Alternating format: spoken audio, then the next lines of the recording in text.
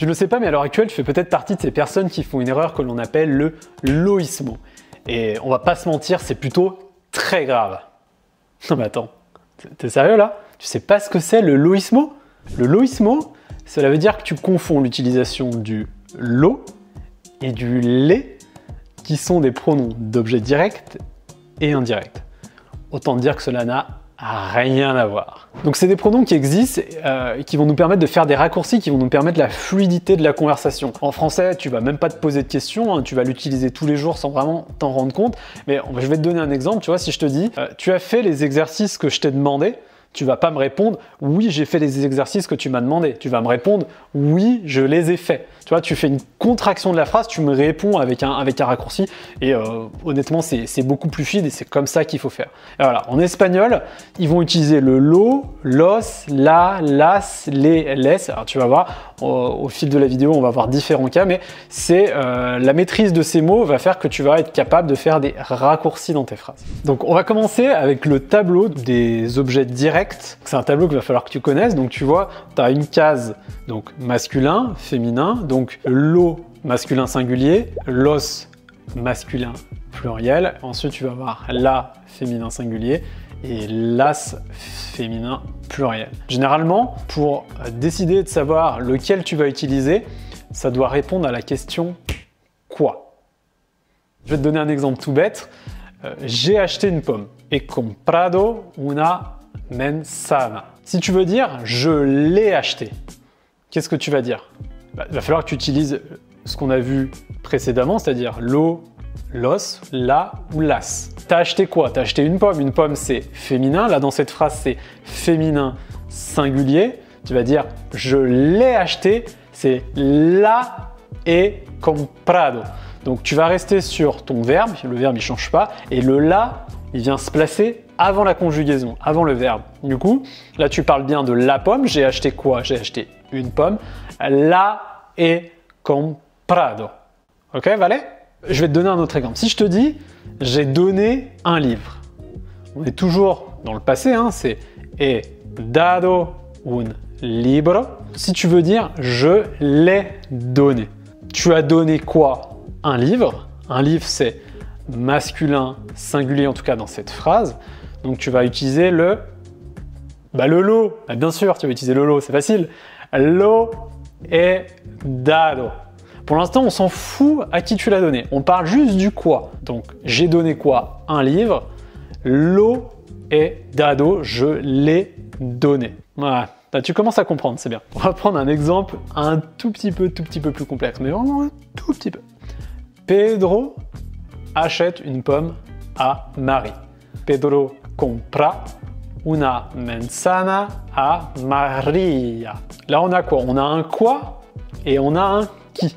Donc, on a un petit peu augmenté la difficulté. Là, moi, j'ai envie de te dire, comment est-ce que tu dis Pedro l'achète à Marie? Je te demande pas de dire il le lui a acheté. Là, je te dis Pedro l'achète à Marie. On est toujours dans le quoi. Pedro achète quoi? Il achète toujours une pomme. Donc, Pedro compra una manzana. Una manzana, c'est le quoi. Donc, c'est féminin singulier. Donc, tu vas répondre Pedro l'achète à Marie. Pedro la compra a Maria. La compra a Maria. Tout simplement parce que c'est toujours la réponse au quoi. C'est bon, tu commences à comprendre un petit peu la mécanique. Là maintenant, on va voir l'utilisation de les. Donc il y a deux façons de l'utiliser. Donc la première façon, c'est de l'utiliser pour faire du vouvoiement, mais c'est pas du tout l'idée de la vidéo. Donc ça, on va le réserver pour une autre vidéo, un autre cours. Et là, on va vraiment se concentrer sur son utilisation dans les objets directs et indirects. Donc s'il faut que tu comprennes, c'est que les, ça va répondre à la question qui. Jusqu'à maintenant, on a répondu à la question quoi, maintenant on va répondre à la question qui. Donc tu vas regarder le tableau des pronoms et tu verras que tu as, pour tout ce qui est pluriel, ça va être les, et tout ce qui est singulier, tu vois, c'est les. Ok? On va avancer avec des exemples et tu vas voir, ça va être beaucoup plus clair. Pedro donne un cadeau à Marie. Oui, c'est toujours Marie, ça va bien, c'est un prénom qui passe partout, ok? Pedro donne un cadeau à Marie. Donc là, je vais complexifier un tout petit peu. Je vais plus te demander il donne quoi, et je vais te dire il donne à qui. Donc c'est Pedro da un regalo a Maria. Donc si je te demande de dire Pedro, j'ai vraiment du mal avec Pedro. Pedro, ok. Pedro lui donne un cadeau, il le donne à qui? Donc là, Maria, c'est féminin, mais dans le tableau d'objet direct, on s'en fiche en fait que ça soit féminin ou masculin. Ce qui nous importe, c'est est-ce que c'est singulier ou est-ce que c'est au pluriel? Là, Maria, elle est toute seule. Donc tu vas dire Pedro le da un regalo. Pourquoi? Parce que Pedro lui donne à elle, il donne à qui? Pedro le da un regalo. Ok? On avance un peu?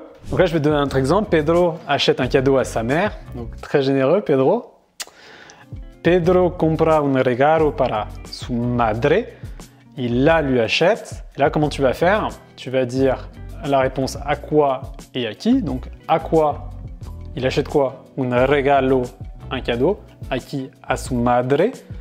Donc un regalo, c'est lo, un cadeau, masculin singulier. Sa mère, c'est évidemment les, vu que c'est un pronom d'objet direct, c'est à qui. Donc tu vas dire Pedro le lo compra. Sauf que, sinon ça serait trop simple. En espagnol, quand tu as les et un prénom d'objet direct, donc que ce soit Lola, les uns à côté des autres, ils ont inventé une règle en disant qu'acoustiquement c'est pas très beau. Donc quoi qu'il arrive, tu vas remplacer les par c'est. Je me demande pas pourquoi, hein. Même moi je sais pas, c'est comme ça. Donc tu vas dire c'est lo compra. Il le lui achète. Voilà, j'espère que la vidéo t'a plu. Normalement, avec tous les exemples que je t'ai donnés, tu as pu enfin comprendre les différences entre los, lo, las, la, les, les, et ne plus jamais faire de fautes. Si tu as aimé la vidéo, mets-moi un like, partage-la à un ami qui a besoin d'apprendre l'espagnol. Cuídate y nos vemos pronto.